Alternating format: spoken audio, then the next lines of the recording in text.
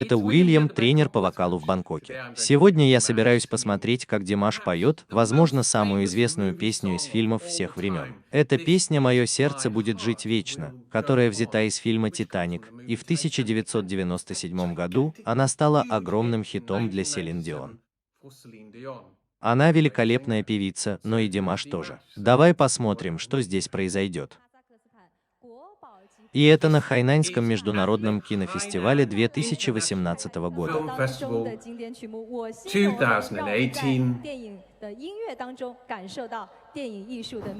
Хайнань – самая южная провинция. Я просто остановлюсь на этом, потому что эти кельтские свистки такие красивые, и мне всегда казалось, что Джеймс Хорнер имел в виду последний порт Титаника, который находился в бухте на юге Ирландии, и многие пассажиры были ирландцами.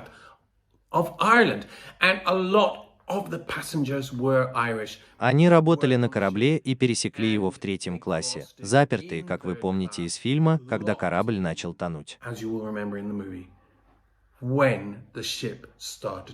Они не могли выбраться из... И это потрясающая песня. На самом деле ей никогда не суждено было стать песней. Все начиналось как инструментальная часть, и было решено, что у этого фильма должна быть музыкальная тема, а Джеймс Кэмерон был категорически против этой идеи. Но в конце концов он сдался. Джеймс Хорнер, конечно же, действительно написал здесь что-то довольно простое и действительно захватывающее, и я думаю, что именно в этом и заключается суть игры. Она выиграла все. Я имею в виду, посмотри на это. Этот сингл получил премию «Оскар», «Золотой глобус» и «Грэмми», а также был продан тиражом в 18 миллионов копий в честь Селин Дион. Но давай продолжим. Прямо с октавы. Так что это все еще ми бемоль. Димач поет своим высоким тенором.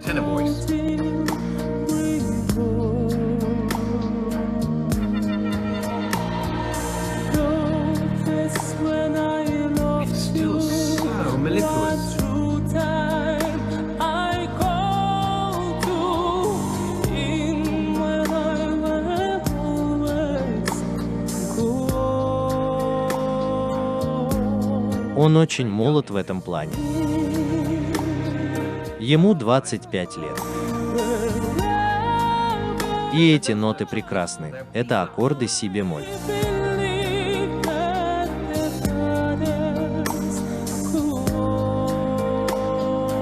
Мне действительно нравится это звучание.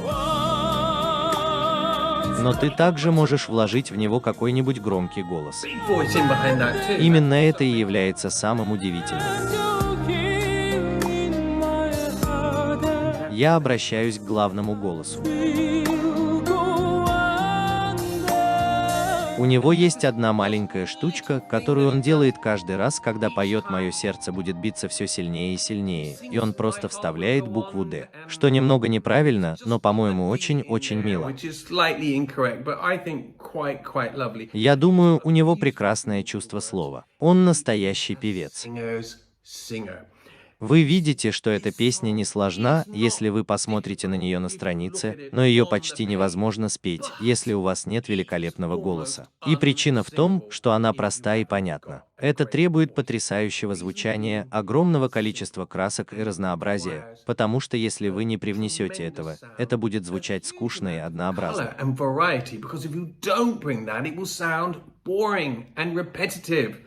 Давай посмотрим, к чему это приведет.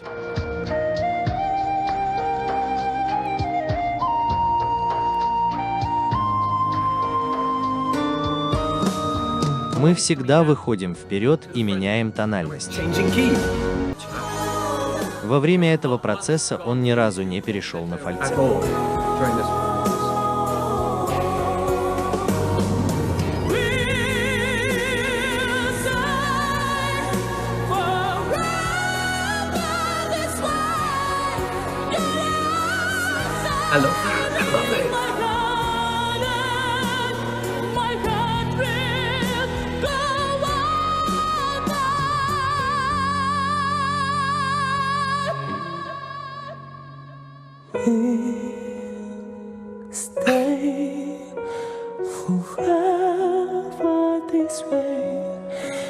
Прекрасно. прекрасная, прекрасная, прекрасная, прекрасная нижняя октава. И мое сердце будет биться все сильнее и сильнее. Все сильнее и сильнее. И в самом деле. Это такая мелочь, и я удивлен, что никто на самом деле не сказал об этом. Я немного удивлен, что никто не сказал, что они добавляют туда маленькую букву «Д», которая тебе не нужна. Но видишь ли, ты должен помнить, что это Китай, и здесь никто не говорит по-английски. Но эта песня поется на английском языке. Это одна из самых известных песен из одного из величайших фильмов всех времен. На самом деле, я думаю, что это был самый кассовый фильм всех времен. Джеймс Кэмерон был очень щепетилен в этом вопросе. Ему не нужна была музыкальная тема. Он подумал, что это может придать фильму немного шаблонный и коммерческий характер.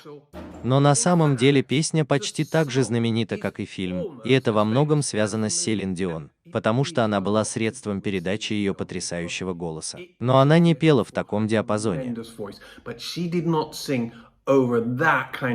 Она не может переключиться с нижней октавы на верхнюю, чтобы изменить тональность, которая на самом деле включает в себя увеличенную пятую. Настолько большую, что она находится в значительной степени в третьей октаве. Я думаю, что то, что случилось с Джеймсом Хорнером, действительно печально, потому что он погиб в 2015 году, когда в одиночку пилотировал самолет над штатом Калифорния и врезался в гору, а ему был всего 61 год. Это еще раз доказывает, что жизнь на самом деле так быстротечна.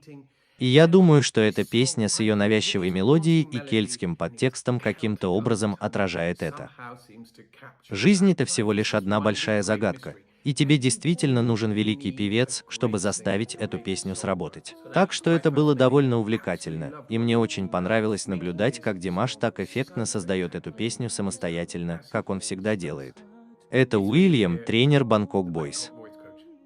Спасибо за просмотр и до скорой встречи.